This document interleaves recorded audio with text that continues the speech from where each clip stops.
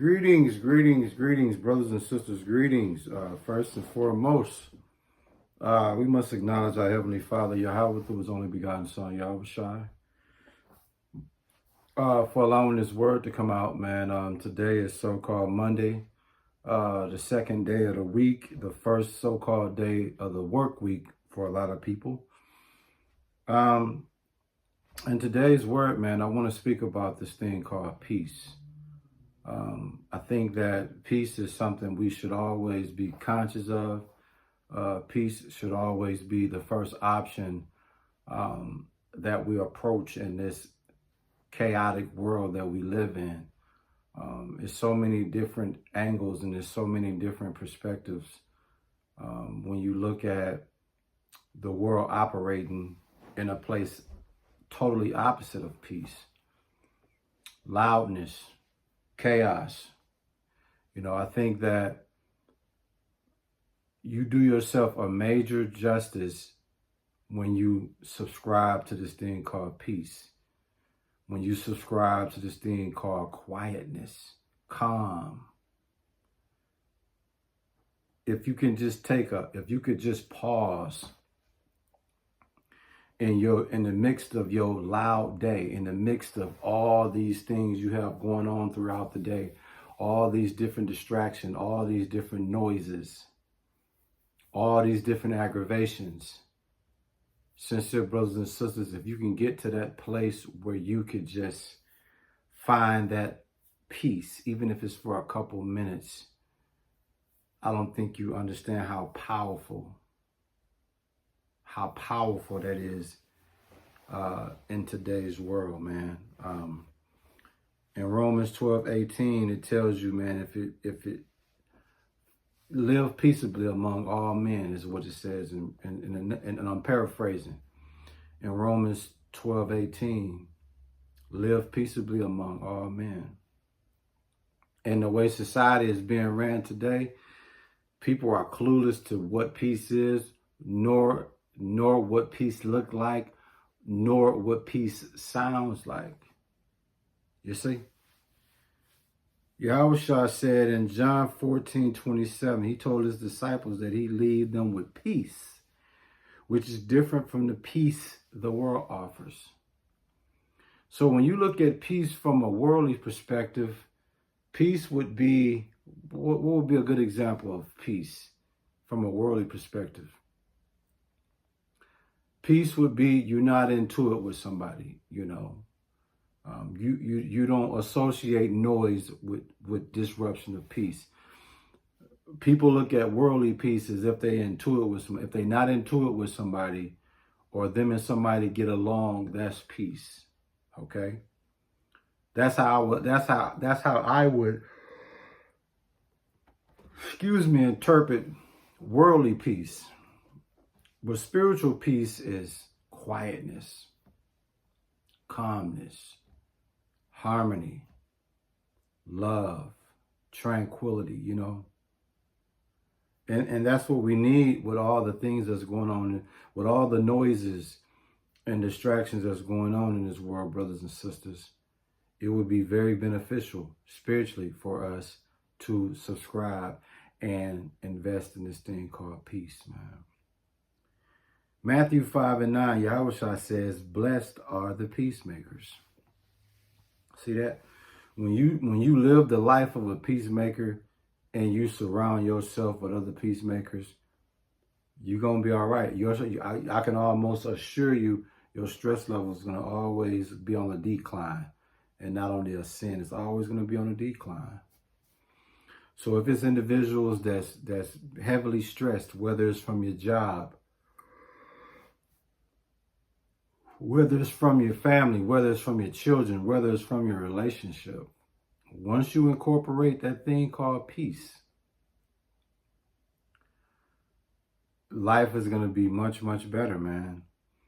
In Psalms 37:10 and 11, it speaks about the meek will inherit the land and enjoy peace and prosperity, man. And that's where I'm trying to get to, a place of peace and prosperity. Peace would be that quietness, that calmness, and the prosperity will be spiritually prospering. doing the things that please the Lord, doing the things that allow the Lord to bestow favor, mercy, and grace upon you. You see? In Romans 8:6, it says, the mind governed by flesh is death, but the mind governed by spirits is life and peace. So when you carnal minded, when you fleshly minded, that's equivalent to the road of death. But when you operate in the spirit,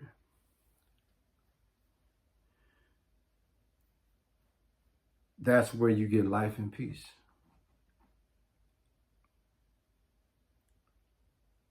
Yeah, man, it's again, when you look at what's going on in the world today, man, there's so much going on. People are so overconsumed with the aggravations of life, the noises, the nuances of life, man, that even if peace came walking by, they wouldn't even see it. Like, some people don't do well in peace. They only can function properly through chaos, man. And it's sad to say it, but it is what it is. A lot of people don't do well with peace. They only can function through chaos. Excuse me, brothers and sisters. Wow, I sincerely apologize for yarning, man. It's just been a long day for me. But let's stay focused, man. The emphasis on today's word, brothers and sisters, is investing in this thing called peace. Find your place of peace. Sometimes your place of peace can be in your car, on your way to work, or on your way home from work. That could be your place of peace. Being in your prayer closet can be your place of peace.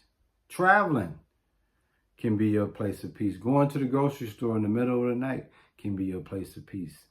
Walking the beach or walking in the park.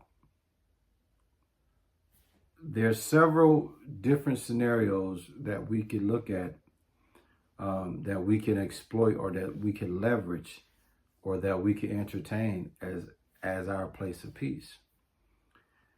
And the reason why I stress finding your place of peace, man, because it don't necessarily have to be one particular place. It could be anywhere where you can get away from all the aggravations of life, all the aggravations your family might bring, all the aggravations your spouse might bring.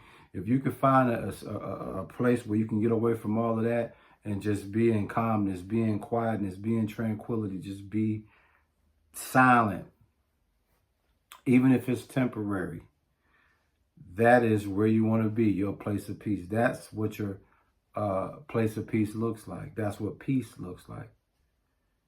And I just challenge you, brothers and sisters, man, to really incorporate love and peace, man. In 2 Thessalonians 3:16, it says, and I'm paraphrasing, now may the Lord of peace himself give you peace at all times and in every way, man. You see that?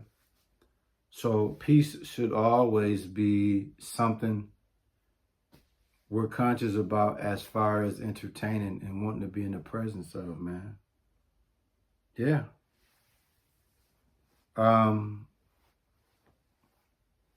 As we get ready to close out this word, man, listen. Again, Romans 12:18 tell you Romans 12:18 in a nutshell speaks about living peaceably among all men. And again, if we can incorporate that, we're going to be in great shape, brothers and sisters. Like I said, it's a war zone out here. It's a horror show out here.